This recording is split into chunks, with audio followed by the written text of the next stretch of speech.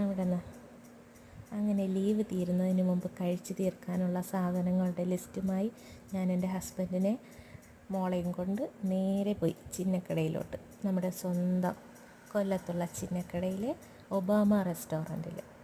അവിടെ നല്ല നാടൻ ബീഫ് കപ്പ ബിരിയാണിയും നമ്മുടെ വളരെ നല്ല ടേസ്റ്റായിരുന്നു കപ്പ ബിരിയാണി.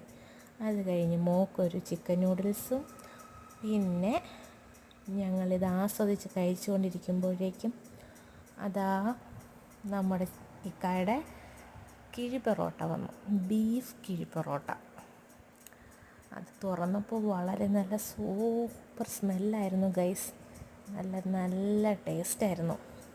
നല്ല നിറച്ച് ബീഫും പിന്നെ ഒരു എഗ് ഓംലെറ്റും പിന്നെ നല്ല സൂപ്പർ പൊറോട്ടയും നല്ല കുതിർന്ന് നല്ലൊരു മണം. ഞാനും അതിൽ നിന്നെടുത്ത് കുറച്ച് ടേസ്റ്റ് ചെയ്തു. നല്ല സൂപ്പർ ടേസ്റ്റായിരുന്നു.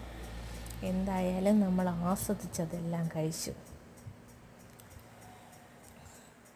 നല്ല സർവീസായിരുന്നു, നല്ല ഫുഡ്. ഇതെല്ലാം കഴിച്ച് നമ്മൾ വയറ് നിറച്ച് കഴിച്ചു. പക്ഷേ എൻ്റെ മോള് മാത്രം നൂഡിൽസ് കംപ്ലീറ്റ് ചെയ്തില്ല.